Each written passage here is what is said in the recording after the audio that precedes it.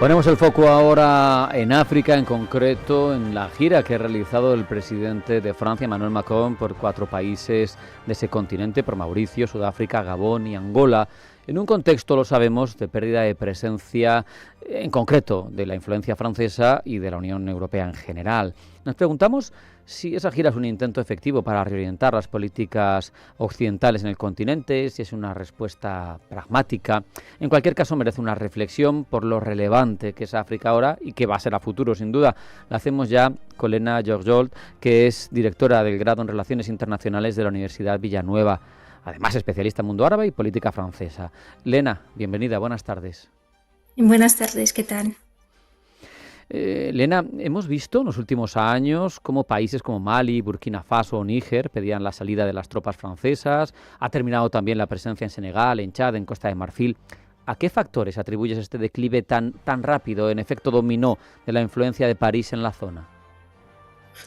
Sí, en efecto. Yo diría que hay varios factores. Uno de ellos, el más obvio, fue la fatiga con la presencia francesa, la sensación de que llevábamos más de 10 años, primero con Serval y luego con Barkhane en la zona, y la sensación de que no estaba dando resultados.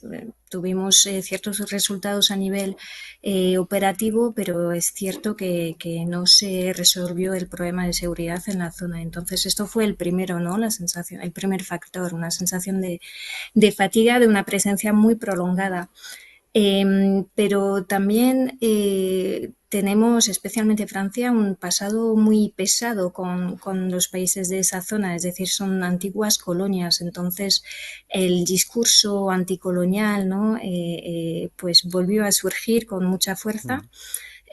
Precisamente porque llevábamos mucho tiempo ahí y también porque hubo actores que empezaron a avivar, perdón, esas tensiones, esas brasas del anticolonialismo contra Francia y especialmente Rusia, que llevó a cabo campañas de desinformación muy activas con el fin de hacer cambiar a la opinión pública africana y de expulsarnos de la zona.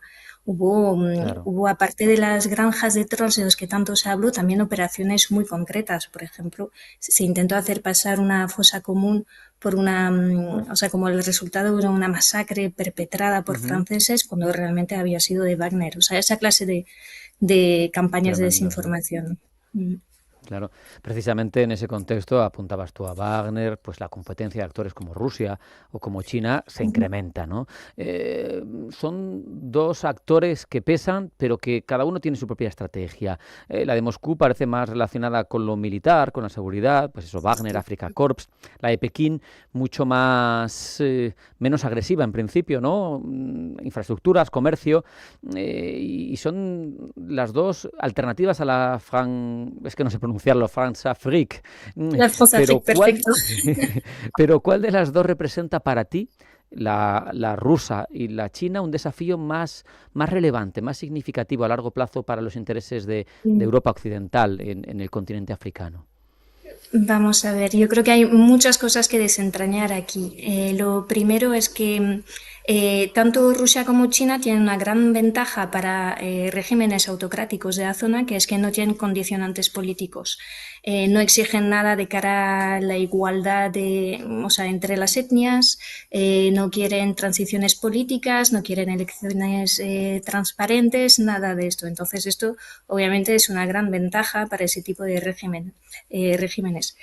Si nos vamos a Rusia, efectivamente, como lo has dicho, tiene o sea, lo que ofrece es más bien en un plano de seguridad, no militar, aunque en el fondo no lucha realmente contra los grupos armados terroristas de la zona, sino que son una guardia pretoriana para ese tipo de regímenes, ¿no?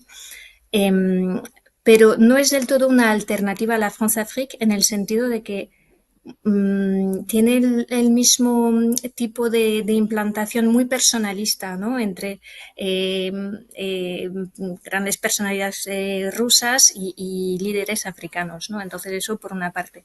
Y luego en cuanto a China, pues como bien lo has dicho, es una penetración mucho más profunda a nivel económico, en el sistema financiero, por ejemplo, infraestructuras, con lo cual es una estrategia más a largo plazo, digamos.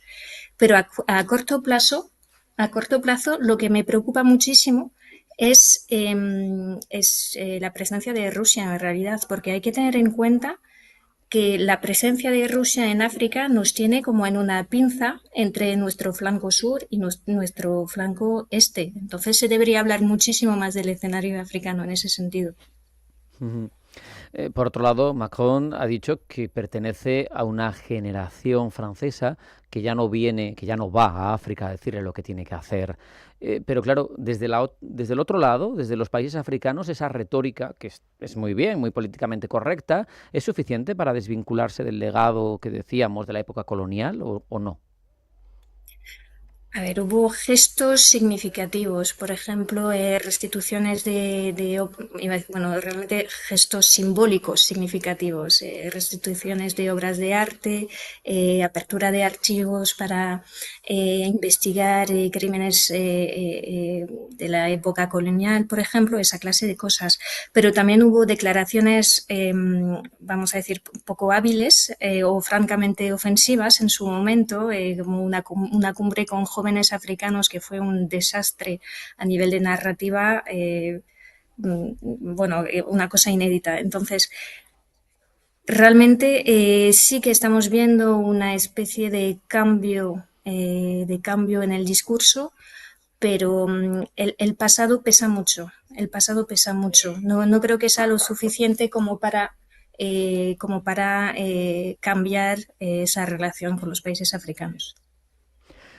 Fíjate, no sé, Elena, si por esas circunstancias que estamos mencionando, pues la gira de Macron incluía, en mi opinión, un fuerte componente económico, ¿no? Y claro, lo que uno piensa es igual Francia, tomando un poco ejemplo de China, ¿no? Y cómo hace política internacional, reorienta su relación en esa zona hacia lo económico para compensar que influye menos política y militarmente. ¿Puede ser así? Sí, en parte, pero Francia no tiene la capacidad económica como para rivalizar con China, por ejemplo. Entonces sí que tiene un poco de margen de maniobra para cosas muy de nicho, ¿no? Algunas tecnologías, por ejemplo, también tiene la ventaja de tener procesos más, digamos, transparentes. Todo lo que es, o sea, todo lo que tiene que ver con deudas estructurales, etcétera, es mucho más transparente. Pero no, ahora mismo no es lo que más interesa a África, que quiere inversiones rápidas y transformaciones rápidas también de cara a la opinión pública africana, ¿no? Para que se noten esas inversiones y transformaciones. Entonces, sí, intenta compensar e intenta mejorar el discurso, pero no va a ser lo suficiente, creo, en mi opinión, como para Ujú. mantener una influencia.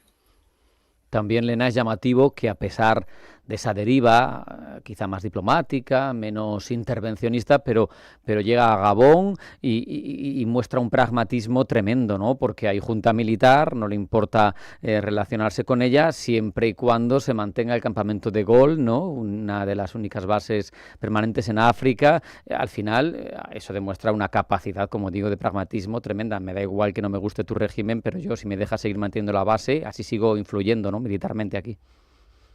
En efecto, y de hecho esa crítica al doble estándar francés que suena, o sea, nos recuerda muchísimo a la France-Afrique, de hecho, fue algo muy criticado, porque, por ejemplo, criticamos mucho en su momento a Déby en Chad, pero manteníamos una relación, no, al revés, perdón, que teníamos una buena relación con Déby en Chad y en cambio con regímenes que eran igual de antidemocráticos, pues a eso sí les criticábamos. Es cierto que Mm.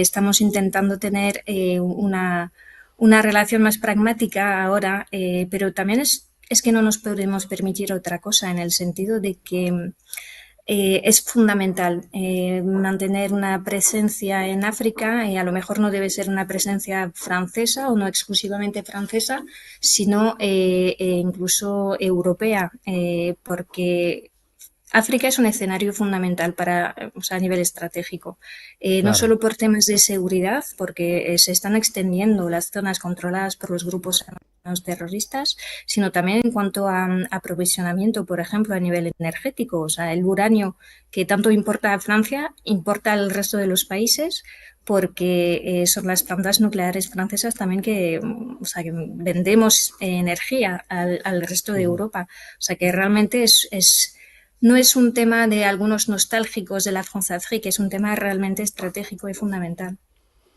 Y por eso, para coger precisamente esa preocupación que mencionabas como argumento, porque se nos va el tiempo, te quiero preguntar un diagnóstico, un análisis, 1 minuto y medio, porque para Europa Occidental, para la Unión Europea, para Francia también, pero para el conjunto de socios, parece fundamental esa presencia en África. Cuestiones tú mencionabas, tierras raras, uranio, pero demografía, incluso Nigeria se supone va a ser el segundo país más poblado del mundo en 2100. Entonces, ¿qué podemos hacer para tener más presencia en África desde Europa Occidental?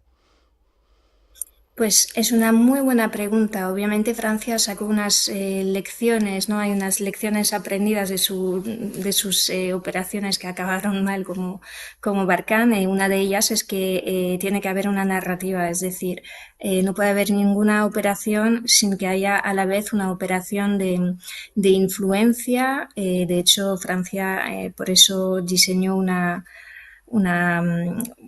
estrategia que llamamos L2I por lucha de influencia e información.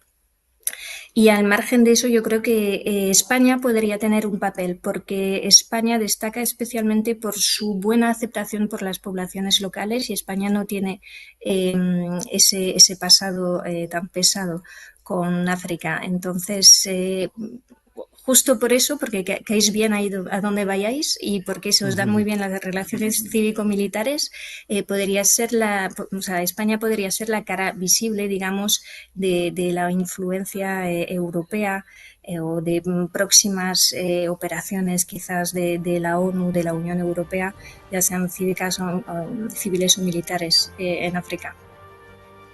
Con esa reflexión nos vamos a quedar. Lena Jorjol, directora del grado en Relaciones Internacionales de la Universidad de Villanova. Ha sido un placer aprender contigo de esa influencia francesa en África y de qué tenemos que hacer los europeos. Muchas gracias, un abrazo. Hasta la próxima. Gracias a ti. Hasta aquí ha llegado Pulso Geopolítico. No hay tiempo para más. Sean felices, pasen buena tarde y no falten a su cita con nosotros mañana, porque mañana habrá más. Hasta mañana.